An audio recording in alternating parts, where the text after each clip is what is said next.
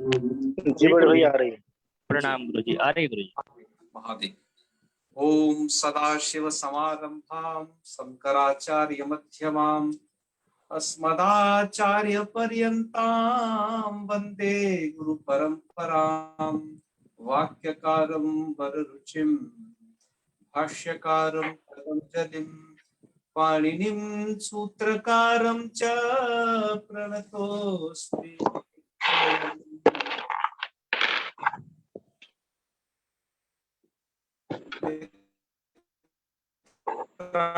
सर्वेभ्यो नमो नमः।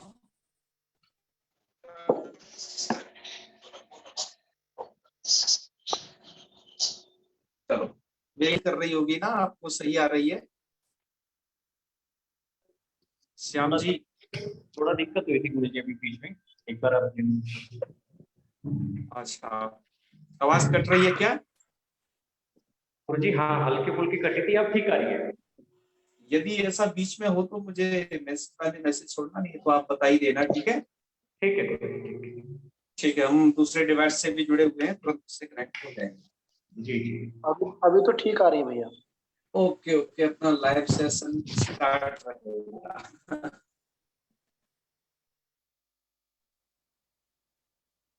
तो चलिए आरंभ करते हैं। मैंने अब कैमरा भी खोल लिया है। अब क्या क्वालिटी है? आवाज की क्वालिटी ठीक है?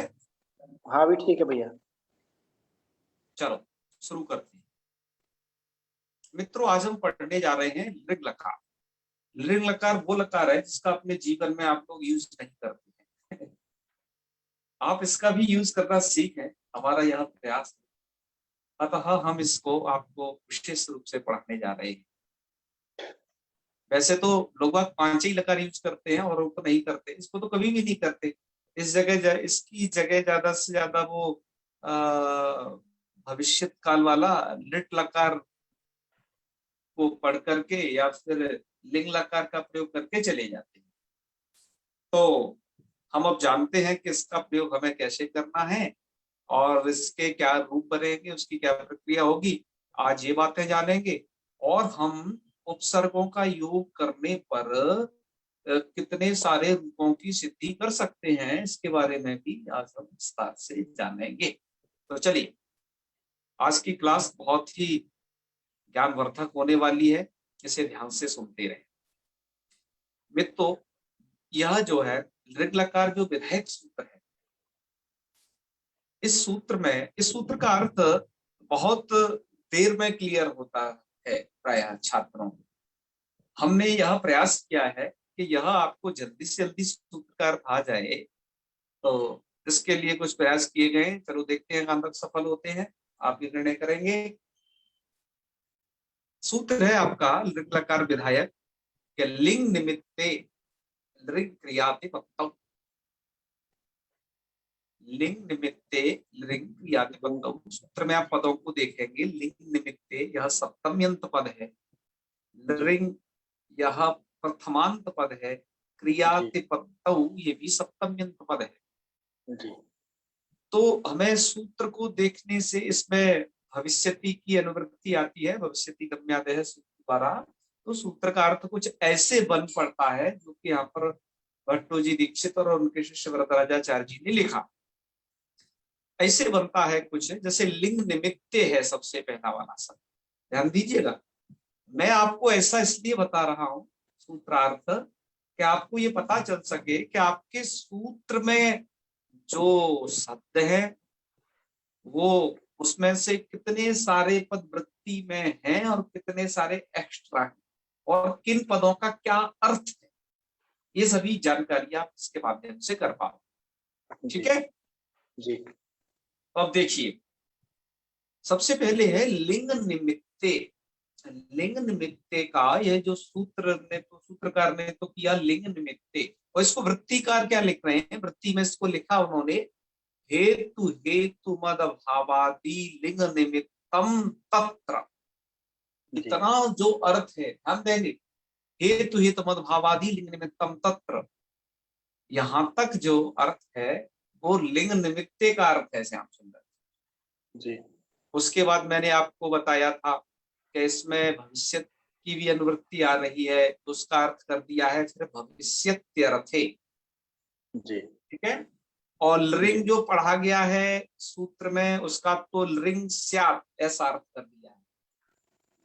जी और सूत्र में जो क्रियातिपत्तौ शब्द है उस क्रियातिपत्तौ को कहा गया है क्रियायाः अनिष्पत्तौ गम्यमानायाम। जी क्रियातिपत्तौ, क्रियातिपत्तौ का यदि आप विग्रह करेंगे तो क्रियायाः अतिपत्तौ इति क्रियातिपत्तौ। जी और अतिपत्तौ शब्द का अर्थ क्या है अनिष्पत्तौ। जी अनिष्पत्तौ और गम्यमान क्रिया का अध्ययन कर लिया है। क्रिया की अतिपत्ति इत्युक्ते अनिष्पत्ति गम्यमान। जी अतिपत्ति, अनिष्पत्ति या कहें असिद्धि, ये तीनों पर्यायवाची शब्द है। हमने नीचे इसमें क्लियर किए हैं, वहां पर भी हम जानेंगे, आपने समझ। मैं एक बार इसका अर्थ आपको और कह देता हूं हिंदी भाषा में भी। हेतु हेतु मद भावादि लिंग निमित्तम। हेतु हेतु मद भावादि जो लिंग के निमित्त है तत्र भविष्यत्यर्थे, उनमें भविष्यत अर्थ की विवक्षा होने पर लृंग स्यात्, लृंग स्यात् में एक चीज जोड़ सकते हो धातु लृंग स्यात्, क्योंकि धातु का अधिकार चल रहा है। धातु मात्र से लृंग प्रत्यय आ जाता है कब क्रियायाः अनिष्पत्तौ गम्यमानायाम, अर्थात जब क्रिया की सिद्धि गम्यमान ना हो। अनिष्पत्ति इत्युक्ते असिद्धि, जब क्रिया पूरी नहीं हुई हो आप उसे कह सकते हैं क्रिया जी। कंप्लीट नहीं है। जी समझे ना, तब इस लकार का हम प्रयोग करेंगे। अभी चिंता मत करिए, अभी हम इसमें से समझेंगे हेतु हेतु मद्भाव क्या चीज है। ठीक है, क्रिया की निष्पत्ति कैसे गम्यमान, ये चीजों को अभी हमें समझना बाकी। तो आइए प्रारंभ करते हैं इनको समझना। तो अभी तक तो आपने समझा है कि हेतु हेतु मत भावादि के जो निमित्त हैं तत्र भविष्यत्यर्थे धातुर्लिंग स्यात् क्रियायाः निष्पत्तौ गम्यमान, क्रिया की निष्पत्ति गम्यमान होनी चाहिए। ठीक है, तो अब तक आपने इस सूत्र में 3 खंड देखे विशेष रूप से। जैसे आप इसे समझ लें कि हेतु हेतु मद भावादि लिंग निमित्तम तत्र तत्र लिंग लकारस्य भविष्यत्यर्थे प्रयोग भवति है, और क्रियाया निष्पत्तौ गम्यमानायाम की 3 इसमें महत्वपूर्ण पॉइंट है, इनको समझते हैं। अभी भैया ये क्या चक्कर है जी, हेतु हेतु मद भावादि लिंग निमित्तम और लिंग निमित्ते का ऐसा अर्थ क्यों किया है। ठीक है, ऐसा अर्थ क्यों किया गया है तो वो जानिएगा। उसके लिए थोड़ा सा आपको बताना पड़ेगा मित्रों कि जो पाणिनि की जो अष्टाध्यायी है ना, उस अष्टाध्यायी के जो तृतीय अध्याय है उस तृतीय अध्याय में लिंग लकार के निमित्त पढ़े गए हैं। निमित्त का मतलब इन अर्थों में लिंग लकार होता है ऐसा बताया गया। आपको अभी तक विधि निमंत्रणामंत्रणाधीष्ट प्रश्न प्रार्थेषु लिंग, इसके माध्यम से ये जानते हो कि ये लिंग के निमित्त है, मतलब इन अर्थों में लिंग लकार होता है जी। अभी ये तो जानते हो। लेकिन ऐसे ही अन्य निमित्त भी श्याम सुंदर जी वहां पर कहे गए। जैसे एक तो आशीषी लिंग लोटऊ, आशीर अर्थ भी होता है, तो भी एक निमित्त है उसका, ये भी आपने जाना था। ऐसे ही लिंग के निमित्त कुछ और भी कहे गए हैं श्याम जी। जैसे मैंने एक आध दो से सूत्र उद्धृत यहाँ पर किया है, हेतु हेतु मतोर लिंग, जब हेतु हेतु मद भाव संबंध द्योतित हो रहा होता है तो वहां लिंग लकार का प्रयोग कर देना चाहिए। जी। ऐसे ही वहां पर किया गया है इच्छार्थेषु लिंग लोटौ, इच्छार्थ होने पर भी लिंग और लोट होते हैं। तो ऐसे बहुत सारे निमित्त लिंग के कहे गए हैं मित्रों। मैंने इसमें से कुछ दर्शा दिए हैं। ज्यादा जानकारी के लिए अष्टाध्यायी को खोल लेना, उस तृतीय अध्याय को देख लेना, उनकी गणना कर लेना, इतने सारे निमित्त हैं। तो उन सभी निमित्तों की बात की जा रही है। इसलिए आपके वृत्ति में लघु सिद्धांत कौमुदीकार ने क्या दर्शाया है कि हेतु हेतु मद भावादि आदि शब्द दे दिया है, लिंग ने लिखा कि हेतु हेतु मद भाव आदि जितने भी लिंग के निमित्त होते हैं। बात आई ना समझ में? हेतु हेतु मत भाव कहां से लाए? वो इस सूत्र से उठा के लाए, हेतु हेतु मत और लिंग से। जी अतः वैसा दे दिया। नहीं तो सामान्य रूप से भी कह सकते थे कि लिंग निमित्ते, जैसा कि सूत्रकार ने कहा है कि लिंग निमित्ते लिंग, के लिंग के जो निमित्त है उसमें भविष्य अर्थ होने पर लिंग लकार हो जाता है, सीधा कह सकते थे। लेकिन उसी बात को थोड़ा सा और व्याख्यायित करने के लिए उन्होंने ये दिया कि हेतु हेतु मद भावादि लिंग निमित्तम, जो लिंग के निमित्त है, तत्र भविष्यत्यर्थे, वहां भविष्य अर्थ होने पर धातु और लिंग से धातु से लकार होता है। बात आगे ना जी समझ में?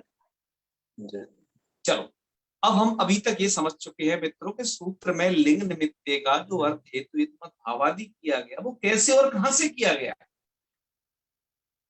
अब हम इसके बाद अभी जानना चाह रहे हैं कि जो हेतु हेतु मद भावादि जो लिंग के निमित्त हैं और जहां हमें ये प्रयोग करना है तो वो कैसे है, तो आइए उसे समझते हैं। मैंने हालांकि इसको सबको इधर देव भाषा में लिख दिया है कि अष्टाध्याय्याम तृतीयाध्याय लिंग लकारस्य नैकानि निमित्तानि उक्तानि तद यथा हेतु हेतु मतोर लिंग इच्छार्थे सुलिंग लोटौ इत्यादि। अब हेतु हेतु मत भाग क्या चीज होती है उसे समझते हैं। हेतु कारणम, हेतु मत कार्यम, ठीक है। जी हेतु कहेंगे कारण। जी जैसे यहाँ पर आप एक वाक्य देख रहे होगे, अपने ही मूल में एक वाक्य दिया हुआ है कि सुवृष्टिश्चेद अभविष्यत् तदा सुभिक्षम अभविष्यत्। इसका हिंदी भाषा में कुछ इस प्रकार का अर्थ होगा कि सुवृष्टिश्चेद अभविष्यत्, कि यदि अच्छी बारिश हो जाए तो सुभिक्षम अभविष्यत्, तो सुभिक्ष हो जाए। सुभिक्ष का मतलब है कि अच्छा अन्न इत्यादि उत्पन्न हो जाए, अच्छे हमारे बाजरा अजरा हो जाए, हैं? बाजरे की तो फसल होती है इस मौसम में। अतः मैंने हेतु कारणम, इसमें यह जो वाक्य है सुवृष्टिश्चेद अभविष्यत् तदा सुभिक्षम अभविष्यत्, यहाँ पर हेतु अर्थात कारणम कौन है, हेतु मत कार्य क्या है, इतना विवेक आपको एक वाक्य के अंदर करना होगा। यदि आप ये विवेक करना सीख गए तो समझ लीजिए लिंग लकार का प्रयोग करना तुरंत सीख जाओ, ठीक है। हेतु हो कारण, जैसे देखते हैं कारणम क्या है, बिल्कुल फलम भी कह सकते हैं, उमाकांत तिवारी जी ने उसे कहा है हेतु कारणम। कारणम जैसे क्या है, सुवृष्टि भवनम, अच्छी बारिश का होना कारण, सुवृष्टि भवनम। किसमें कारण है ये, कौन से कार्य में है ये कारण, सुभिक्ष भवनम, अच्छा अन्न उत्पन्न हो। तो अब आप मुझे, अब ये क्लियर हो गया कि जो हम ये वाक्य प्रयोग कर रहे हैं सुवृष्टिश्चेद अभविष्यत् तदा सुभिक्षम अभविष्यत्, यह जो वाक्य प्रयोग किया गया है मूल में, तो यहाँ पर हेतु हेतु मद भावादि जो लिंग के निमित्त है वो यहाँ पर भी सुरक्षित है इस वाक्य के अंतर्गत। यहाँ पर हेतु हेतु मद भाव दिखाई दे रहा है, ठीक है ना। ओके हालांकि लिंग के निमित्त और भी है, मैं जैसे कहा इच्छार्थे सुलिंग लोटौ, और हमने विधि निमंत्रण इत्यादि तो पढ़े हैं, अन्य भी हैं, लेकिन उनकी चर्चा भी यहाँ नहीं कर रहे हैं। उन अर्थों में भी लिंग लकार को समझना चाहिए। अभी उसमें से हेतु हेतु मद भाव को प्रामुख्य दर्शा रहे, जी क्योंकि इसे आप समझ जाएंगे तो और जगह तो करने में आपको कोई दिक्कत नहीं होगी। ये प्रामुख्य इसका विषय इसलिए उसे बता रहे हैं। तो अब ये निश्चित हो गया कि हेतु हेतु मद भावादि लिंग निमित्तम, तो लिंग का निमित्त यहाँ पर हेतु हेतु मद भावादि मिल गया। सुवृष्टिश्चेद अभविष्यत् तदा सुभिक्षम अभविष्यत् वाक्य के अंतर्गत। तत्र भविष्यत् अर्थ है, क्या यहाँ पर भविष्यति अर्थ है, बिल्कुल भविष्यति अर्थ है, क्योंकि कर्ता ये कहना चाह रहा है कि अच्छी वर्षा हो जाएगी तो अच्छा अन्न जी उत्पन्न हो जाएगा, तो ये भविष्यकालीन कथन है। तो भविष्यत्यर्थ है, यहाँ पर भविष्यति अर्थ भी है। उसको वक्ता भविष्यत्यर्थ भी कहना चाह रहा है। जी ठीक है, तो हमें लिंग लकार का प्रयोग कर लेना चाहिए। 2 पॉइंट हमने क्लियर कर लिए, हेतु में तो हेतु भावादि और भविष्यत्यर्थी। तीसरे पॉइंट पर आइए, क्रियायाः अनिष्पत्तौ गम्यमानायाम। वाक्य में यह निर्णीत हो प्रमाणांतर से कि क्रिया की अनिष्पत्ति, अनिष्पत्ति इत्युक्ते असिद्धि, जी क्रिया सिद्ध नहीं हो, क्रिया पूर्ण नहीं हुई हो। तो भाई क्रिया की यहाँ पर प्रति वास्तव में सुवृष्टि अभी हुई नहीं है, वास्तविक बात ये है। ठीक है, सुवृष्टि हुई नहीं है तो क्रिया की अपूर्णता है। जी तो अतः हमने इधर लिखा भी है कि सुवृष्टिर न जाता इति प्रमाणांतरेण निश्चितम, ऐसा प्रमाणांतर से निश्चित है। अतः आप यहाँ पर लिंग लकार का प्रयोग कर सकते हैं, और किया भी है इस वाक्य के अंतर्गत। जी इस वाक्य के अंतर्गत आप देखोगे सुवृष्टिश्चेद अभविष्यत, ये अभविष्यत का प्रयोग कर दिया। सुभिक्ष, तो उसके बाद दूसरे में फिर क्या करना है, सुभिक्षम अभविष्यत, जी इधर भी किया है। ऐसा उदाहरण दे करके एक वरदराजाचार्य जी ने तो लिख दिया, इत्यादि जेयम, और भी इस तरीके के जान लेने चाहिए भैया। ये थोड़े ही ना कि केवल व्याकरण की लघुकौमुदी किताबियां पढ़ लो और कुछ ना पढ़ो संस्कृत में। इत्यादि और भी जानो, और भी जगह जहां संस्कृत है उसे पढ़ो, काव्य शास्त्रों को, पुराने इतिहास को, वेदों को पढ़ो और जानो कि क्या क्या प्रयोग का विज्ञान है। हमने एक आध दो उदाहरण पुस्तकों की सहायता से यहाँ पर लिखा है। जैसे एक लिखा है यहाँ पर ये कि वह्निश्चेद प्राज्वलिष्यत, मतलब भू धातु के अलावा अन्य धातु में लिंग लकार का प्रयोग करके बताया कि वृष्टिश्चेद प्राज्वलिष्यत ओदनम अपक्ष्य। तो यहाँ पर प्राज्वलिष्यत ये लिंग लकार है, तो एक अपक्ष्यत ये भी लिंग लकार का प्रयोग है। क्या कहा जा रहा है यहाँ पर? यहाँ पर ये कहा जा रहा है कि वह्निश्चेद प्राज्वलिष्यत, यदि अच्छी बन्नी जलाओगे तो उदनम अपक्ष्यत, अच्छे अन्न, अच्छा अन्न पकेगा। और तुम चावलों में अग्नि जलाओ ना तो कहां से वो पक जाएगा, ऐसा बीरबल की अच्छा अच्छा खिचड़ी बन पकेगा। जाएगी, बीरबल की खिचड़ी बन जाएगी। हाँ तो यहाँ पर आप मुझे अब अपना दिमाग दौड़ा के बताएंगे, जो लोग थोड़ा सुस्त हो रहे हैं वो, कि यहाँ पर हेतु कौन है इस वाक्य में, और हेतुमत कौन है वह्निश्चेद प्राज्वलिष्यत ओदनम अपक्ष्यत। यहाँ पर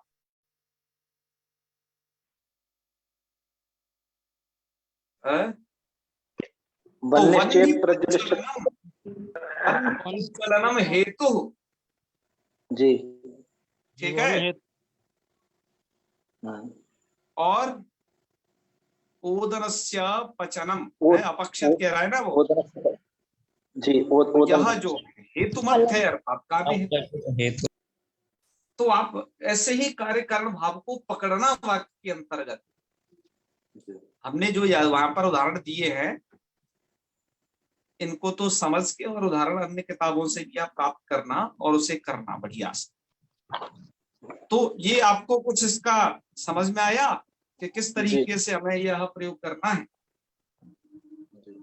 ठीक है, ऐसे प्रयोग किया जाता है लिंग लकार का। तो लिंग लकार का प्रयोग करने का एक तरीका है, और यह आपने देखा अभी तक यहाँ पर एक शर्त थी, इसमें भविष्यत्यर्थ है। श्याम सुंदर जी ध्यान देंगे, आप अन्य लोग भी इस बात पर ध्यान देंगे। जब यहाँ पर जी जी अब हम विशेष बात बता रहे हैं सामान्य बात बताकर, सामान्य बात ये आप लोग जानते हैं या नहीं जानते होंगे तो इसे जान लीजिए कि सामान्य बात थी। अब कुछ आपको विशेष बात बतला रहे हैं उसमें। मित्रों विशेष बात यह है कि इसको लिंग लकार को भविष्यति अर्थ में ज्यादा से ज्यादा किया जाता है और समझा जाता है, लेकिन आपके काव्यों में ऐसे तमाम उदाहरण भरे पड़े हैं कि जहां पर इसे भविष्यत अर्थ में ना करके हेतु हेतुमत भावादि इत्यादि तो सब है, लेकिन इसे भूतार्थे कर दिया है। श्याम जी जी जी यहाँ पर भूत अर्थ होने पर भी, और सब सेम चीज वही है, हेतु भावादि लिंग में तम, तो भूतार्थ लिंग से क्रिया या निष्पत्त तो गम्य माना है, भूतार्थ में भी प्रयोग किया गया है। जी ठीक है ना। तो वो भीमसेन शास्त्री जी कहते हैं कि भूते च इत्यादि कुछ सूत्र है, उसके माध्यम से यहाँ पर भूतकाल में भी इसका प्रयोग कर लिया जाता है, ऐसा उनका मानना है। जी और एक टीकाकार तो ये कह रहे थे कि पाणिनि सम्मत तो यही है कि भविष्यर्थ अर्थ में ही लिंग लकार, जी भूतकाल में तो केवल काव्यकार प्रयोग करते हैं, पाणिनि सम्मतता उसमें वो नहीं दर्शाई टीकाकार। जी ठीक है। जी खैर जो भी हो, लेकिन ऐसे में भी लिंग लकार का प्रयोग किया गया है। तो थोड़ा अब हम यहाँ पर समझते हैं कि कैसे भूतकालिक क्रिया की अतिपत्ति होने पर भी लिंग लकार जी का प्रयोग कर लिया जाता है, और तो सभी शर्तें समान। जी जैसे हमने यहाँ एक उदाहरण दिया हुआ है लेफ्ट साइड में, भूतकालिक क्रियातिपत्तावपि लिंग लकार से प्रयोगो भवति तद्यथा यदि सुरभिम अवाप्स्य तन्मुखोच्छ्वासगन्धं तव रतिरभविष्यद् पुण्डरीके किमस्मिन्। ये विक्रमोर्वशीयम का एक ये पद्य है। कहा जाता है कि हे भ्रमर, यदि सुरभिम अवाप्स्य, मध्यम पुरुष का प्रयोग किया है, जी कि यदि सुरभिम अवाप्स्य तन्मुखोच्छ्वासगंधम, उसके मुख के उच्छ्वास की जो गंध है, उसकी सुरभि अर्थात सुगंधी, यदि तुमने प्राप्त कर ली होती, मतलब यदि की होती, पुरानी घटना की बात कर रहा है, तो तब रतिर भविष्यत पुंडरीके किमस्मिन्, तो उस पुंडरीक में तुम्हारी रति हो जाती। तो वहां पर क्या है, यहां पर कि उसकी मुखोच्छ्वास जो गंध है वो प्राप्त नहीं कर पाया है, वो भूतकालिक क्रिया है। वहां मुखोच्छ्वास गंध को वो जो भ्रमर है नहीं प्राप्त कर पाया है, भूतकालिक क्रिया है। तो वो कह रहा है कि यदि तुमने ऐसा किया होता, बीते हुए बात की बात कर रहा है, यदि सुरभिम अवाप्स्य, किसकी सुरभि, तन्मुखोच्छ्वास गंधम, उसके मुखोच्छ्वास गंध की सुगंधी को यदि प्राप्त किया होता तो तब रतिर भविष्य, तो तुम्हें रति हो जाती, लेकिन ऐसा वो कर नहीं पाया। तो यहाँ पर अवाप्स्य एक ये लिंग लकार का प्रयोग, और हेतु हित भाव में फिर अभविष्यत इधर किया गया है। तो ये भूतकालिक उसमें किया गया है। और भी स्पष्टता के लिए मैं आपको वह धैमी व्याख्या का वो स्क्रीनशॉट भी दिखाता हूं जहां पर ये बात कही है। और विक्रमोर्वशीयम का है ये, चौथे अंक का 42वां, वहां पे भी देख सकते हैं। अरे भ्रमर, यदि तुम्हें उसके मुख की श्वास मिल गई होती तो क्या तुम्हारा तव रतिर भविष्यत पुंडरीके, पुंडरीके तिप्ते कमले, कमल में, पुंडरीके किमस्मिन्, तो कमल में इसमें प्रेम हुआ होता। तो यहाँ पर स्पष्टता है कि भूतकालिक क्रिया की उत्पत्ति है। क्यों? क्योंकि तुम्हें वो गंध प्राप्त नहीं हुई है, तुम्हें वो गंध प्राप्त नहीं हुई है, और ना ही तुम कमल से विमुख हुए हो, मतलब तुम कमल में ही संकुचित होकर के रह गए हो तुम भ्रमर। तो मतलब यहाँ पर कैसी तुलना की जा रही है कि उसकी मुखोच्छ्वास जो गंध है, वो सुरभि है, सुगंध, वो कमल से भी बढ़कर है ना। जी तो ये देखो, यहाँ पर ऐसे स्थलों पर भी आपको लिंग लकार का प्रयोग मिलेगा। तो जब मिलेगा उसके लिए तैयार रहिएगा, ऐसा भी आपको मिल सकता है काव्यों में अंतर्गत। तो ये दो ही तरीके के प्रयोग आपको मिलेंगे, एक तो भविष्य वाला बताया और एक भूतकालिक बताया। दोनों की पहचान हमें कैसे करनी होगी, उसकी पहचान करने का बस एक ही तरीका है, या तो वक्ता की विवक्षा पर वो निर्भर कर रहा है कि वो कहाँ की कैसी बात कर रहा है, वो आगे आने वाले काल की बात कर रहा है या बीते हुए की काल की बात कर रहा है, जी ये निर्भर करता है। ठीक है, जी चलो आगे बढ़ते हैं। समझ में आ गया होगा आपको शायद ये विषय। अभी तक हम आपको सिर्फ ये समझा रहे थे कि लिंग लकार का प्रयोग कहाँ करना चाहिए, कैसे करना चाहिए। हमने जी भूतकाल भविष्यकालिक प्रयोग बताए, हेतु हेतुमत भाव समझाया। ठीक है, जी हेतु हेतुमत भाव को दूसरे रूपों में कार्य कारण संबंध भी कह सकते हैं हम। साहित्य की भाषा में इसको ऐसे ही दिया जाता है, कार्य कारण भाव संबंध, ऐसा कह करके उसे ये भी समझ सकते हैं। चलो अब प्रक्रिया की तरफ बढ़ लेते हैं। आप ऐसे प्रयोग करेंगे अब, सुवृष्टिस्येद अभविष्यत् सुभिक्षम अभविष्यत्, है ना। जी आगे बढ़ते हैं। इसके प्रयोग कहते हैं वो, इसका प्रक्रिया बहुत सरल है, ये बात ध्यान, क्योंकि इसमें जो सूत्र आए हैं वो प्राय आपने पहले पढ़ लिए, इसमें जो लगने वाले। इसलिए मैं जो आपसे कहता था कि आपको थोड़ा शुरुआत में ध्यान रखना है, और बाकी तो ये प्रक्रिया लगभग सेम हो जाती है। प्रक्रियात्मक ज्ञान होना चाहिए। जिनको प्रक्रिया नहीं आती ना, उनको हर एक रूप अलग अलग प्रकार का रटना पड़ेगा, नहीं तो बाकी ताम झांसी काम कर लोगे तुम जो इधर। जी तो याद है ही, ताम झाई तो लगाना है यहाँ पर, सब कुछ नहीं।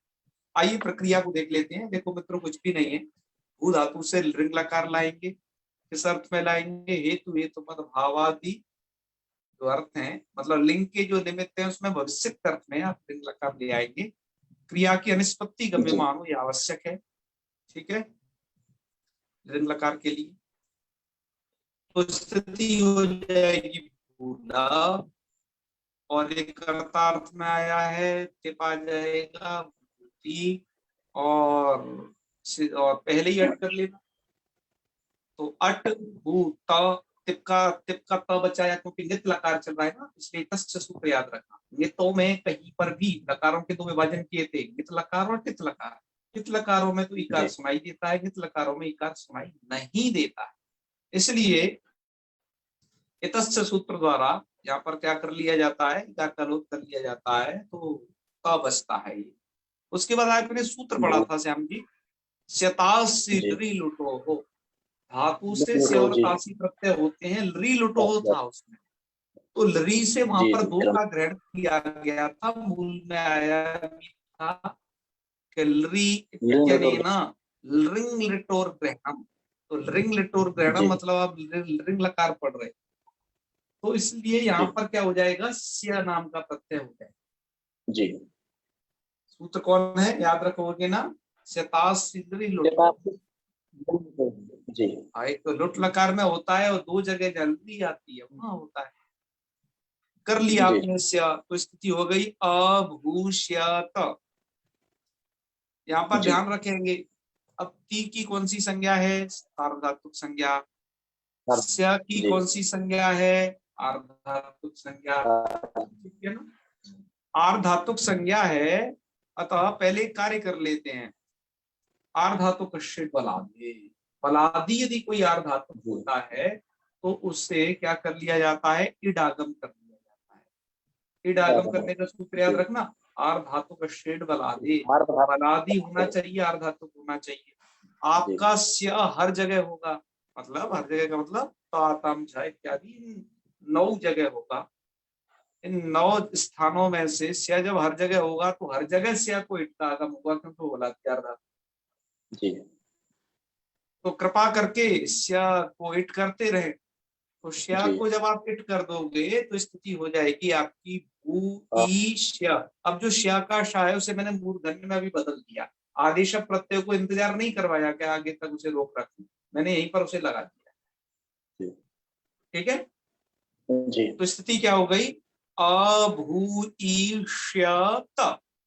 जी अब पहले श्या अर्धातुक था, अब ईश्या इतना अर्धातुक है, क्योंकि आगम का आगमी के ही ग्रहण से ग्रहण होता है।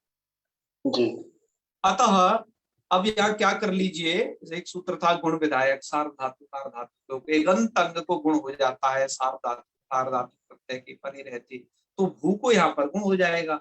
भू बेचारा रुका पड़ा था, भू सुबोध तिंगी द्वारा सार्वधातुक तिंग में निषेध कर दिया गया था लुंग लकार में, वहां नहीं गुण होता एक, और एक भू को गुण नहीं हुआ था वहां पर लिंग लकार में, अस्थिर लिंग में, वहां बेचारा रुक गया था किंगति च सूत्र के कारण, और तो इसे गुण हुआ ही है हर जगह। ठीक है जी। जी हाँ, यदि महामार्गम अगमिष्यत तर्हि, महामार्य क्या है, मुझे विद्यालम और उसकी बड़े देख लेंगे ऐसे क्या करके बात है, लिखा है। अच्छा प्रयोग किया है, करने चाहिए इस प्रकार के प्रयोग हमें। हम अभी यदि लिंग महामारी लिंग चली प्रकार के, विद्यालम, अच्छा महामारी अगमिष्यत, हाँ मैं महाविद्यालय से पढ़ रहा था। चलो चलो, बहुत अच्छा प्रयोग किया है, वेरी गुड वेरी गुड। अच्छा है, हमें ऐसे प्रयोग करना। और भी जब आप लिंग लकार और भी धातुओं के पढ़ लोगे ना क्या क्या रूप है एक तरीके का, तो आप निश्चित ही प्रयोग करने लग जाओगे, और आपको करना चाहिए इसका प्रयोग इस तरीके का। ठीक है, हाँ आगे बढ़ते हैं।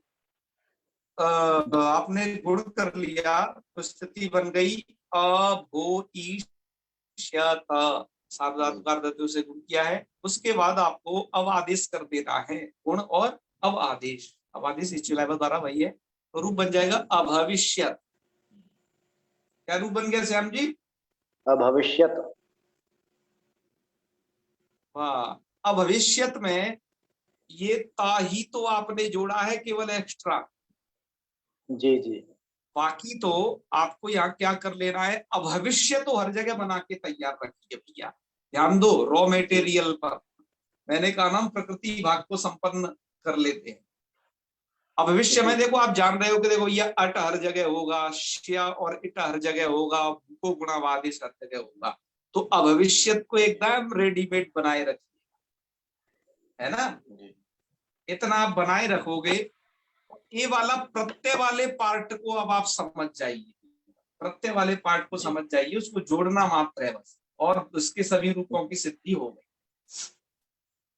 आपने तकार जोड़ा तो अभविष्यत, क्योंकि तिप्ता ही बचना है, तस के स्थान पर ताम हो जाता है, तस तस तमे पांतन तामा, जहां पर तस तस तक जी पांतन तामा लगेगा वहां हम सब जगह ग्रीन कलर कर दिया है, इससे आप उसके विषय को अलग समझना। जी जी जी तस को ताम कर दिया तो अभविष्य ताम बन जाएगा, बताइए अभविष्य ताम बनेगा कि नहीं? जी झी जी को अंति होगा, वो प्रक्रिया कर लेना भाई, झी को अंति करना, अंति के इकार का लोप करना, वो अन्न बचेगा। और अन वो न त बचेगा, तकार का भी संयोग अंत से लोप कर देना, न बचेगा, इसलिए मैंने यहाँ अन लिख दिया है वो लोप कर। जी ठीक है, तो रूप जी अभविष्य अन, भविष्य और क्या कर दोगे अतोगुणे से अतोगुणे लगा देना, तो अभविष्यन। जी एक बात ध्यान रखना, यहाँ सप वगैरह नहीं होता कहीं, जो भी ये श प्रत्यय है, तास है, ये सभी किसको बात के होते हैं? सबको बात करके। सबको बात करके होते हैं, ये ध्यान रखना। ठीक है, जी तो अभविष्यन, फिर देखिए अभविष्य और ये स लाइए तो विसर्ग विसर्ग मात्र करना है, अभविष्य, जी अभविष्यतम और अभविष्यत। जी ठीक है, जी और मिप को हम कर लेना है, जी अभी पूर्व से पूर्व, तो अभविष्यम रूप बना लेना, जी और अभविष्य व ऐसा रहेगा, तो दीर्घ यही मत भूलना, क्योंकि यह तो दीर्घ क्या कहता है, अदंतक को दीर्घ होता है, यहाँ भी सार्वधातु, वसमस ही यहाँ भी सार्वधातु मिल पाते हैं, या प्रत्यय में आती है, मतलब तो वहां पर दीर्घ कर लेना, अभविष्याव अभविष्याम, इन रूपों की सिद्धि कर लेना। अब आप बताइए, रूपों की सिद्धि करने में मुझे नहीं लगता आपको कोई कठिनाई हुई होगी, आपको बस प्रयोग विज्ञान आपने समझा है, उसको थोड़ा आवृत्ति, वो आवृत्ति का विषय, अभ्यास का विषय है, आपको दृढ़ होगा उससे। ठीक है जी, जी जी जी तो ये बात समझ में आ गई ना सभी? जी अब आगे बढ़ते हैं, इसी बात को संस्कृत भाषा में कैसे लिखना है ये तनक समझ लेते हैं, फिर हम आगे की एक और बात करेंगे।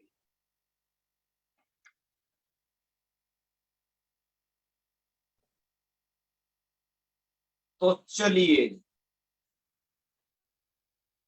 यहाँ पर दिया हुआ है कि आपको ऐसे लिखना है, कुछ अभविष्यत जैसे बनाना है। तो भू धातुतः लिंग निमित्ते लृंग क्रियाते पत्तौ इति लृंगी तत् स्थाने तिपि अनुबंध लोपे इतश्च इतिकार लोपे सपम बाधित्वा शतासी लुटो हो इति स्य प्रत्यये आर्धातुकम शेषः इत्यार्धातुकत्वे। आर्धातुकत्वे मतलब स्य इति प्रत्यय से आर्धातुक। आर्धातुकश्चेद बलादे इति इडागमे, इडागम कर लेना, गुणे अवादेशे और अडागमे। अडागमे बात नहीं कर रहे हैं, कोई बात नहीं, मैंने आपको दोनों ही कंडीशन बता रखी है। फिर आदेश प्रत्ययो हो इति शत्व। आदेश प्रत्यय मतलब जो स्य का तो सदंत होता है, सेता से विधान करते हो, लेकिन उससे ई के बाद है ना तो मूर्धन्य में बदल जाता है जी। तो अभविष्यत इति रूपम सिद्धम। ऐसे ही यहाँ पर और भी देख लेना, अभविष्यताम भूधातुल ऋगी तामादेश से वत सब जोड़ देना है। अभविष्यन में देखो भूधातुल ऋगी तत् स्थाने झऊ गाढ़ागमे एटी गुणवादे से झोंता इति अंतादेश से इतस्य इतिकार लोपे तकारस्य संयोगांत लोपे और शत्वे च सिद्ध है ना। शॉर्टकट में लिख दिया है, आप चाहें तो जितना लॉन्ग कट इस्तेमाल करें, आप चाहे जितना शॉर्टकट इस्तेमाल करें, लेकिन आपको समझ होनी चाहिए। आप कैसे भी फिर से लिख सकते हो, शत्वे और ऐसे कुछ कर करके लिख सकते हो, एक बार समझ बन जाएगी। तो और तो कह रहे हो ही गया, और तो सरल ही है, उसको क्या कहें आप देख लेना, आपके पास भी पुस्तक है, मैंने आपको भेजी हुई है, ये लिख सकते। अब कुछ चर्चा कर लेते हैं। अब आपका मित्रों भू धातु का ये जो है 10 लकारों का पूरा प्रपंच पूरा हो गया। 10 लकारों में आपने कितने रूपों को पढ़ लिया है? 90 पढ़ लिए ना, 9 धाम के 90 रूप आपने पढ़ लिए। जब ये परस्मयी पदी धातु है तो इसके आपने 90 रूप पढ़ लिए। यदि कोई धातु आत्मनेपदी हो जाती है तो उसके भी 90 बने, लेकिन यदि कोई धातु उभयपदी हो जाती है तो उसके ज्यादा रूप बन जाएंगे, मतलब दुगने कर लेना है, 180 कर दिए। तो ऐसे जब आपने भू धातु के 90 रूप यहाँ पढ़े, फिर आप इसका ऋजंत बनाओगे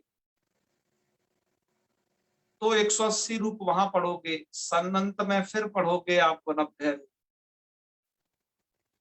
ऐसे करके एक धातु से लगभग देखे जाएं, उसके यदि हम कृदंत के रूपों को भी उसमें गणना करते हैं, यंग लोगंत के, तो ये सब तो लगभग हम ये समझते हैं कि 800 से 1000 के बीच में एक धातु के रूप बन के तैयार होते हैं। यदि वो धातु उभयपदी नहीं है, तो उभयपदी यदि हो गई तब तो समझ लीजिए और कहानी बढ़ जाएगी। पहली बात, मैं इसको समझा रहा हूं, थोड़ा बारीकी से समझिएगा, और जो लोग थोड़ा अन्य कार्य कर रहे हो मेरी इस बात पर ध्यान दें। मैं आपको यह एक बात बतलाना चाहता हूं कि संस्कृत वाङ्मय कितना विशाल है, और हम ये थोड़ा सा पढ़ करके, थोड़ी बातें समझ करके कैसे करोड़ों रूपों को जान सकते हैं। आज मैं जो आपको बात बता रहा हूं सचमुच में 1 करोड़ की बात है, उसे समझ लेना। ये आपने जान लिया तो समझ लीजिए संस्कृत वाङ्मय पर आपका अधिकार हो जाएगा। ये नहीं जाना तो नहीं हो पाएगा। यदि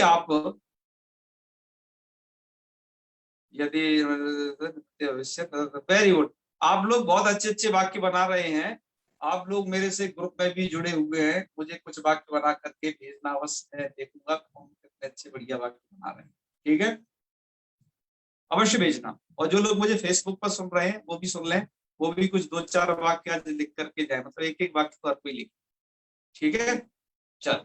वैसे तो आजकल भैया ऐसा शिथिलता पड़ी है कि अब लोग उबिया गए हैं, घर में रहे, विद्यालय का मुंह देखे नहीं है बहुत दिनों से, है तो जहां बैठे हैं बड़े आलस में आ गए, क्या पढ़े क्या नहीं पढ़े समझ में नहीं आ रहा। कौन सा कोर्स कंप्लीट करें कौन सा नहीं करें ये नहीं समझ में आ रहा। अब आदमी के पास काम खत्म हो गया भाई। स्टूडेंट के पास होता है काम का मतलब से पढ़ाई, कि उसे इतने बजे वाली घंटी में जाना होता था, वो करना होता, कुछ भी नहीं, शून्य है अभी तक, शून्य काल चल रहा है। लेकिन यदि आपके अंदर जिज्ञासा है, शेष कि मुझे कुछ सीखना है, सीखने की प्रबल इच्छा है और जल्दी सीखने की प्रबल इच्छा है, अब आप इस क्लास को सुन रहे हैं और सुनते रहे लगातार, ठीक है ना। ये कक्षा उन लोगों के लिए बहुत ज्यादा फायदेमंद है जिन पर कोई ऊपर से टॉर्च नहीं करने वाला है, उन्हें कोई ढकेलने वाला नहीं है, जाओ तुम पढ़ो। ये उन लोगों के लिए कक्षा है जो वास्तव में अपने ज्ञानार्जन के लिए और स्वतः पढ़ रहे हैं। स्वतः सुखाय इस तरीके के हैं, उनके लिए बस ये बहुत अच्छा प्रकल्प। तो मैं आपको बता रहा था लगभग 1000 रूप की सिद्धि एक धातु से इस तरीके से हो जाएगी यदि मित्रों हम उसमें विभिन्न उपसर्गों का योग और कर दें। जैसे आप भवती पढ़े, हम इसमें प्रभवती, पराभवती, अनुभवती, तो एक उपसर्ग का योग करने पर जैसे प्रभवती प्रभावित होता है, अनुभवती अनुभव करता है। धातु का अर्थ चेंज हो रहा है कि नहीं, आप देख रहे, जहां भू का अर्थ सत्ता अर्थ था, अनु का अर्थ अनु उपसर्ग लग जाने पर, आपने 22 तो पढ़े हैं ना, तो 22 में से जितने यथा योग्य हैं उतने तो लगा लेना। ऐसा नहीं कि एक धातु से ही सबके सब चिपका दो, ऐसा नहीं, जैसे जितने प्रयोग मिले उतने ही चिपकाने। उन 22 में से कभी कभार तो क्या होता है, एक के चिपकने से ही काम बन जाता है, एक उपसर्ग के लगाने से ही पूर्व में काम बन जाता है। कभी कभार 2 इकट्ठे लगाने पड़ते हैं। मैं क्या कह रहा हूं, कभी 2 उपसर्ग इकट्ठे लगे होंगे अब एक धातु, कभी कभार 3 लगाने पड़ते हैं। गीता में ऐसे ऐसे भी प्रयोग है, 3 उपसर्ग है, क्या वो प्रयोग है मैं आपको बताऊंगा, भी मेरे स्मृति पथ पर नहीं आ रहा है। 3 उपसर्ग इकट्ठे लगे हुए हैं और तब वो धातु का प्रयोग बनाया है, ठीक है ना। मुझे याद आ जाएगा तो ग्रुप पे भी आपको भेज दूंगा, ग्रुप पे भेजूंगा, लोग समझेंगे ये आज क्या भेज दिया है गुरुजी ने, क्यों 20 ही लोग क्लास लेते हैं, तो जब कुछ भेजेंगे वो समझेंगे कि जने क्या भेज दिया है ठीक है ना। चलो, अब विभिन्न उपसर्गों का योग होने पर अब जैसे 90 रूप तैयार होते जाएंगे, समझ लीजिए कितने 90 रूप तैयार होते जाएंगे। तो लगभग 22 उपसर्ग है, आपने इसमें से यदि 90 कर लिए तो गुणा कर देना भाई। सब तो फिर नहीं होते, मैं फिर कह रहा हूँ, लेकिन कुछ तो हो। तो मेरा कहने का मतलब है कि 1,00,000 रूप तो आप कम से कम समझो ही एक धातु से, ठीक है। 1,00,000 रूप समझो कि जो आपके प्रयोग में चलते हैं। अब उनको भी आप चलाना सीख लीजिए, समझना सीख लीजिए, उपसर्गों का योग करना सीख लीजिए। हम धातु से उपसर्ग जोड़ते हैं तो क्या रूप बन जाता है, कैसे। मैं आपको चलिए अब स्क्रीन पर लिए चलता हूं, क्योंकि मैं बहुत ज्यादा जो है अपना स्क्रीन पर आपको ज्यादा से ज्यादा दिखाना चाहता हूं कि आपका जो थोड़ा दिमाग बटा रहे इधर। कौन सा वाला स्क्रीनशॉट लिया जाए, ये वाला ठीक। देखिए ये जो है टीकाकार ने काफी सारे दिए। हाँ जी, 1,00,000 रूप आप पढ़ने जा रहे हो आज सामान्य रूप से। तो जैसे यहाँ पर एक लिखा हुआ है, उपसर्गेण धातु बलाद अन्यत्र नीयते प्रहाराहार संहार विहार परिहार। इस कारिका के मित्रों अलग अलग अर्थ है, मैं आपको सामान्य सा अर्थ बता देता हूँ जो प्रचलित सा है, विशेष अर्थ में भी नहीं आपको दूंगा। उपसर्गेण धातु बलाद अन्यत्र नीयते, उपसर्ग के बल पर जो धातु का अर्थ है कहा जाता है। जैसे ह्री धातु से प्र लगा दिया तो प्रहार, आंग लगा दिया तो आहार, सम लगा दिया तो संहार, वी उपसर्ग लगा दिया तो विहार, परि उपसर्ग लगा दिया तो परिहार। धातु एक है हरिहरणी, हरण अर्थ में आती है, लेकिन उपसर्गों से उनके अर्थ चेंज हो जाते हैं लगने से। और एक बात और ध्यान रखने की है, उपसर्गों के लगने से केवल अर्थ ही चेंज नहीं होता, कभी कभार उपसर्गों के लगने से जो अकर्मक धातु है वो भी सकर्मक हो जाया करती है। इस बात को भी आप ध्यान रखें। जैसे आपकी भूसत्तायाम धातु अकर्मक है मित्रों, लेकिन जब आप अनुपसर्ग लगा दोगे ना तो अनुभवती इस अर्थ में वो अकर्मक नहीं होगी, अब वो सकर्मक है। तो सकर्मक अकर्मक का एक बहुत बड़ा विज्ञान है। सकर्म अकर्मक की कुछ चर्चा हम हल्की फुल्की कर चुके हैं, ला करनी चा भावे चाकर्मक की व्यापार, और भी उसकी छोटी छोटी बातों को बताते रहेंगे, क्योंकि बूंद से गरा बढ़ता है, उनको आप जाने रहे। तो चलिए, सुदुर्दर्शमिदं रूपम, मुझे याद आ गया वो वाक्य गीता का, मनीष निर्बल जी, जिस पर दो उपसर्ग एक साथ लगे हैं, सुदुर्दर्शमिदं रूपम। भगवान कृष्ण कहते हैं गीता में अर्जुन से कि यह जो मेरा रूप है ना, ये सुदुर्दर्शमिदं रूपम, तो उपसर्ग लगा दिया और दुर लगा दिया, उसके बाद सुदुर्दर्शमिदं, तो दो लगाए। ऐसे बहुत जगह है ना। अभिनिवेशति भी तो है एक, अभिनिवेशति। हाँ वो भी है। मैं आप पर गीता का थोड़ा वो बताना चाह रहा था वाक्य और भी बहुत सारे, तीन भी है, ये दो तो मुझे भी याद आ गए। जी जी, उनको हम धीरे धीरे कहते जाएंगे। जैसे आप देखो, यथा, देखो एक एक उपसर्ग का ये योग करके बता रहे हैं, थोड़ा सा समझ लीजिएगा इस बात को। प्रउपसर्ग लगा दिया तो प्रउपसर्ग के लगाने से भू धातु का सामर्थ्य हो जाएगा। दाने प्रभवती, देखो प्रभवती बन जाएगा प्रउपसर्ग लगाने से। इसका अर्थ क्या होगा? दाने प्रभवती, अर्थात दान देने में समर्थ। ठीक है ना। प्रभवती का अर्थ यहाँ पर क्या है? प्रउपसर्ग भू धातु से सामर्थ्य अर्थ निकल आता है। सम लगा दोगे तो संभव अर्थ हो जाएगा इसका। जैसे यत्ने सिद्धि संभवती, यत्न से सिद्धि संभव हो, तो यहाँ संभव अर्थ। देखते जाइए आप भू सत्तायाम अर्थ ही ना समझे, और भी अर्थ समझे रहे।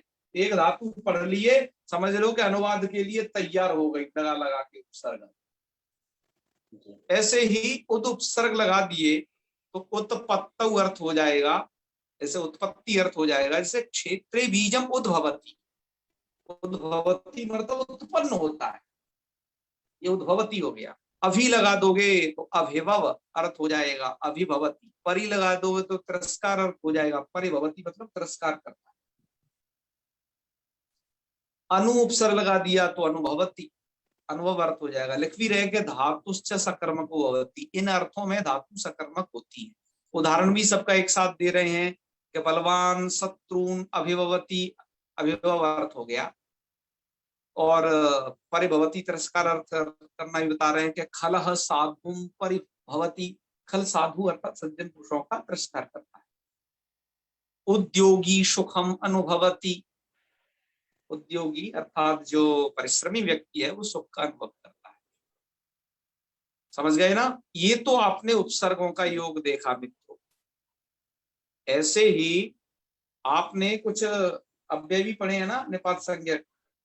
अंतर का भी यदि अंतर को भी यदि लगा दिया तो अंतर्भाव अर्थ हो जाएगा। अंतर्भवती, अंतर्भवती मतलब अंतर्भूत होता है, छुपता है ना, हाइट, ये अर्थ हो जाएगा। ये देखिए, इसके बाद तिरस लगा दिया तो तिरोभाव अर्थ हो जाएगा। तिरोभवती तिरस्कृत करता है। आविश नाम का ये भी है, आविर्भवती, क्या आपने वहीं पर पढ़ा था ये अव्ययों में, निपात संज्ञक है, आविर्भवती आ जाए, हो जाए, है ना। सा को रेफ करने की प्रक्रिया आप जानते हो, से रू का राही बचना, आगे कुछ संधि होना पाएगी, इसलिए रेफ का रेफ रहेगा। ये संधि की चीजों को जाने रहना। तूष्णीम लगा दिया, तूष्णीम नाम का भी काव्य पढ़ा था, तूष्णीम भवती, नियक भवती। पुनर् लगा दिया तो पुनर्भवती, ठीक है, फिर से होता है, ये अर्थ हो जाएगा इसका। तो मेरे कहने का क्या मतलब है भैया, आपने केवल भू धातु नहीं पढ़ी है, आपने ब्रह्मांड के 1 लाख से अधिक शब्दों को आज जाना। और आगे देखते जाइएगा, जैसे आप भवती बना रहे हो ना, ऐसी भवती भवता भवंती पूरे रूप चला लेना। अंतर बभूव, अंतर बभूवतु, अंतर बभूवु, अंतर भविता, कुछ भी लगा लेना। प्रभविता प्रभवितारौ, अनुभविता अनुभवितारौ, अनुभविष्यति। भाई सब रूप सिद्ध कर लेना सभी लकार। आगे बढ़ते हैं थोड़ा सा। प्र का प्रकाश अर्थ है, ऐश्वर्य और सामर्थ्य अर्थ में भी आता है। प्र के आगे लगा दिया। जैसे हिमवतो गंगा प्रभवती, प्रभवती अर्थात प्रकाशित भवती। हिमवत से अर्थात हिमालय है, उससे गंगा जी निकलती। ग्रामस्य प्रभवती, मल्लो मल्लाय प्रभवती सामर्थ्य अर्थ है, कहीं ऐश्वर्य अर्थ। परा में देखिए, पराभव अर्थ में बली परान पराभवती, जो बली है बलवान है वो दूसरों को पराजित करता है। सम लगा दोगे तो उत्प्रेक्षार्थ होता है, इदमेव संभवति। वी लगा दोगे तो ऐश्वर्य अर्थ, विभवति, है ना। प्रति उपसर्ग पूर्वक भूखा, भूखा प्रतिभवती बन जाएगा, प्रतिभूते सादृश्य आता है। तो ये ऐसे बहुत सारे लगा लेना। कहां तक बताएं, कह रहे हैं सब निदर्शनार्थ है, ये तो उदाहरण के लिए थोड़ा थोड़ा हमने दर्शा रखा है। जैसे आप किसी पंसारी की दुकान के पास जाते हो और कहते हो कि अरे भाई ये दाल कैसे दी है, ये चीनी कैसे दी है, तो पहले क्या कराता है, तुम कह वो पूछता है कौन सी वाली, ये वाली, तुम दिखाता है हाँ ये वाली चेक कर लो। तो तुम क्या करते हो, अपने हाथ में लेकर के उसको चेक करते हो, हाँ ये चीनी तो मोटी है, हाँ यही वाली चाहिए। थोड़ा सैंपलिंग के लिए लेते हो ना, ऐसे हमने आपको थोड़ा सैंपलिंग बताया है बस। ऐसा ऐसा सैंपल कर लेना, मतलब इस तरीके से योग आप उपसर्गों का कर लेना, जिसको कहते हैं संस्कृत में सैंपलिंग, कोई निदर्शनम, थोड़ा सा दर्शन कराया। ठीक है, लिख भी रहे हैं कि यद्यपि सर्वेप्यमी भूधातुरेव अर्था, ये सभी के सभी जो आपने अर्थ देखे ये भूधातु के ही अर्थ हैं। आपने ये मत समझना कि भूधातु का सबका ही अर्थ है, तो इतने सारे तमाम अर्थ कहां से हो गए, ये सब भूधातु के ही अर्थ हैं। ये सब छुपे रहते हैं मित्रों, जैसे अंधेरे में बहुत सारी चीज छुपी रहती हैं, और जब आप उन पर टॉर्च मारते हो ना, टॉर्च, तो वो वहां पर रखी हुई चीजें दिखाई दे जाती है। चीज पहले से ही उपस्थित है, टॉर्च लगाने से वो चीज वहां उग नहीं आई, वो उसका प्रादुर्भाव नहीं हुआ, अभी तो रखी रखाई जो वस्तु है वही दिखी आप टॉर्च की लगाने से। ऐसे ही आप उपसर्गों को मित्रों टॉर्च समझें, कि जब धातु पर ये टॉर्च लगाई जाती है तो वो सभी धातु में छुपे हुए, धातु के अंतर जो छुपे हुए अर्थ हैं वो सब दिख जाते हैं, लेकिन उसका जो मूल अर्थ है सत्ता, वो उसका मूल अर्थ है जब किसी का योग न रहेगा किसी उपसर्ग का। ठीक है, बाकी विभिन्न उपसर्गों के योग से वो छुपे हुए अर्थ प्रकट हो जाएंगे। जैसे टॉर्च लगाने से सांप उत्पन्न थोड़ी ना हो पाता है, आपने टॉर्च लगाई सांप दिखाई दे गया, वो तो वही पहले से जा रहा था। ठीक है, आगे बढ़ते हैं। यद्यपि सर्वेप्यमी भूधातुरेवर्था उपसर्गाश्च निपाताश्च धातवश्चेति तेत्रया अनेकार्था स्मृता सर्वे पाठस्तेषां निदर्शनम। ये सब बातें भैया पढ़ लेना, मैं ज्यादा क्या कहूँ, आप अकुता जाओगे ज्यादा ज्ञान की बातें करेंगे तो, इसलिए इतनी ही पर्याप्त मेरे हिसाब से। लेकिन एक बात और लास्ट में बता करके छोड़ूंगा, आपको उपसर्गों के साथ जो योग वाले जो रूप हैं वो लंग लकार के पूछे जाते हैं श्याम जी। जी, जैसे लंग लकार में या फिर जहां अट आगम जहां होता है, जैसे लंग हो गया, जैसे लुंग हो गया, जैसे लृंग हो गया, इन्हीं जगह ना अट आगम होता है। जैसे लंग लकार में भू धातु का क्या रूप होता है, लंग लकार में हाँ अभव, अभवत, अभवत। जैसे आपने अभी किया ना क्लिक, लंग लकार में होवते रूप होता है। मैं अथवा कोई भी व्यक्ति आपसे पूछे कि अमुक धातु का लकार के अमुक वचन में, अमुक पुरुष में क्या रूप होता है, आपके दिमाग पर क्लिक होना चाहिए। यदि आपको एक क्लिक हो रहा है, समझ लीजिए तिङंत का आना स्टार्ट हो रहा है, तिङंत घुस रहा है। जी, अतः आप जो नियम जो याद करें उसके साथ ये भी आवश्यक है आपको रूप, अमुक लकार का उसमें क्या रूप है, ये जानना आवश्यक। मैं आपको एक क्लास अभी कल और लूंगा, केवल इस बात की लेनी है मुझे, इसका संपूर्ण आवृत्ति करके कैसे आप इसे थोड़ा सुरक्षित रखेंगे, और कुछ बातों को और विशेष बतलाना है कि आपको स्मरण में थोड़ा सहायक होंगी, क्योंकि भू धातु को जान लिया मतलब आप लाखों लाख रूप जान गए। ठीक है, तो मैं जो आपसे मुख्य बात करने वाला था उसको पहले सुन लीजिए, मैं फिर बाद में बताऊंगा कि आपको लंग लकार का रूप पूछा जाता है। जैसे आपने अनु और लंग लकार का रूप बना अभवत, बताओ अनुपसर्ग लगा करके क्या रूप बनेगा? अनभवत। अनभवत। आपने यण किया ना? जी जी ठीक है ना? प्रति जी। उपसर्ग लगा कर क्या बनेगा? प्रत्यभवत। प्रत्यभवत। Very good. उद उपसर्ग लगा करके क्या बनेगा? उद्भवत। उद्भवत। हाँ, उदभवत। तकार में अकार रहेगा ना, क्योंकि तकार वहां हल। जी मित्रों, इस तरीके से रूप पूछे जाते हैं। संस्कृत भारती में कुछ अच्छे वैयाकरण लोग, उन्हें अच्छा सक्रिय योगदान दिया है, जैसे जनार्दन हेगड़े जी है उस परंपरा में, अभी जिन्होंने शुद्धि कौमुदी इत्यादि पुस्तकें लिखी है।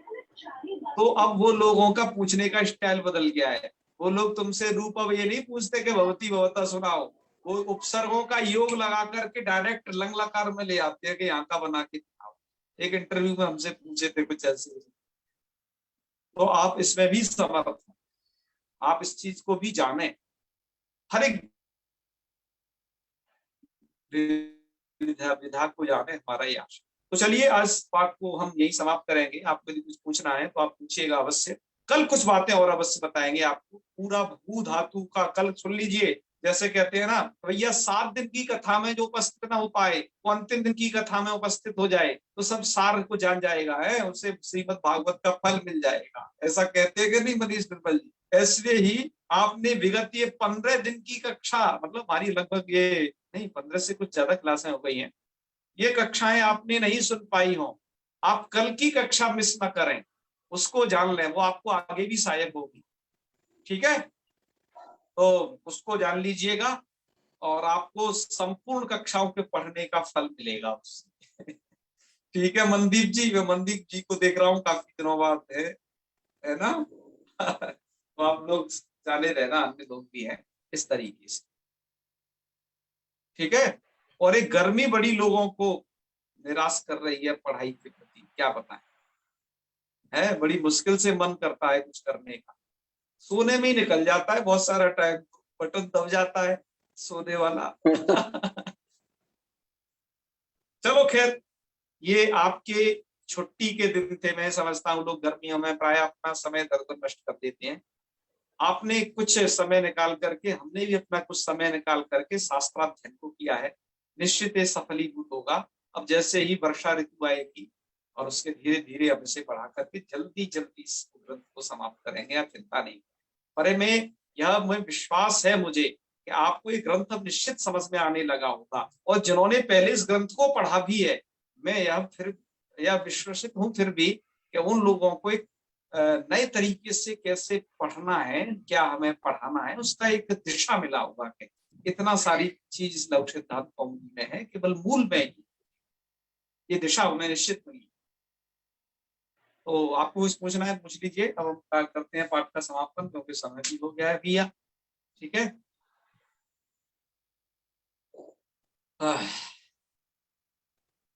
चलो करें समापन फिर, है जी भैया। खाइए पीजिए सोइए जगह। अच्छा रायचंद जी कुछ पूछना चाहते? हाँ बताइए बताइए। जी ये भैया प्रणाम। जी महादेव। भैया आपने पहले बताया था, फिर भी एक बार पूछना चाहता हूँ, मैं मतलब भूल गया हूँ।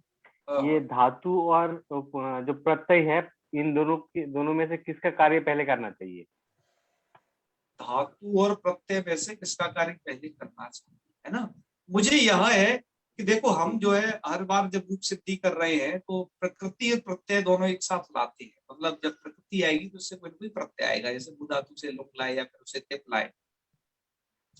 ठीक है, अब जैसे प्रत्यय संबंधी कार्य में समझ रहा हूँ, जैसे इतश्चई कार का लोप है वो पहले कर, जैसे प्रत्यय संबंधी कार्य भस्मस में सकार का लोप करना, या प्रत्यय संबंधी कार्य तस को ताम करना, ये सब प्रत्यय संबंधी कार्य तस तस इत्यादि लगाना, इन्हें पहले करें।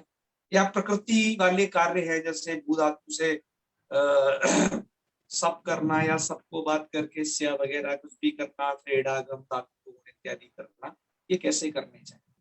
तो इसमें क्या है, देखो यदि पौर्वापर्य भंग यदि वो नहीं हो रहा है भंग, तो कैसे भी किया जा सकता है। क्या केवल हम प्रकृति के कार्यों को पहले कर डालें या प्रत्यय के कार्यों को कर डालें। आपके प्रक्रिया कार्य यहाँ पर क्या कर रहे हैं, वो ज्यादातर यहाँ पर मैंने देखा बहनी व्याख्याकार को, वो प्रत्यय के कार्य को करके फिनिश रखते हैं पहले से, प्रकृति कार्यों को करना बाद में। लेकिन दोनों में यहाँ विरोध नहीं है कोई, वहां पर ऐसा करने में कोई भी दिक्कत नहीं है, वहां फिर ये समझ नहीं है। जहां पर रूप विकृति हो रही है वहां पर फिर सोचा जाएगा कि कौन सा कार्य पहले। जैसे ध्यान रखो, जैसे आदेश प्रत्ययों का कार्य था वो हमने पहले इधर कर दिया था, हमने अभी अपने जब उसमें पढ़ाया था आदेश प्रत्यय से, जब इट करने के बाद श्या को आपके प्रक्रियाकार तो बाद में कर रहे हैं, उसको मूर्धन्य षकार आदेश प्रत्यय हमने पहले ही कर दिया। क्यों भाई, उसका निमित्त उपस्थित है तो कर डालो, निमित्त उपस्थित हो गया तो तुरंत कार्य कर डालो, ठीक है ना। तो दोनों में कोई विरोध नहीं है, तो आप कर सकते हैं उसे एक साथ तक। दोनों ही प्रकार की प्रक्रिया हमने देखी है यहाँ पर, जब हम पढ़ रहे हैं पढ़ा रहे हैं। कुछ लोग प्रकृति संबंधी कार्यों कर लेते हैं, कुछ प्रत्यय संबंधी कार्यों कर लेते हैं, क्योंकि विरोध प्राय दृष्टिगोचर नहीं इस कारण से। लेकिन कोई सूत्र यदि कुछ ऐसा प्रत्यय परे मांगेगा जिसको करना आवश्यक है, तब तो तब तक के लिए रुका जाएगा ना, ठीक है ना। इतनी बात को बस समझ लेना यहाँ आवश्यक, ठीक है। चलो बढ़िया है, आप लोग ऐसा सब सोचते हैं प्रकृति प्रत्यय कार्यों का कब कैसे करना है इत्यादि, बहुत अच्छा है, वेरी गुड। मुझे अच्छा लगा, आपके प्रश्न बहुत अच्छे, उत्तम क्वालिटी। चलो तो समापन करते हैं। ओम सर्वे भवन्तु सुखिनः, सर्वे सन्तु निरामयाः, सर्वे भद्राणि पश्यन्तु, मा कश्चित् दुःखभाग् भवेत्। ओम शांति शांति शांति। सर्वेभ्यो नमो नमः। शुभ रात्रि। प्रणाम गुरुजी, शुभ रात्रि जी।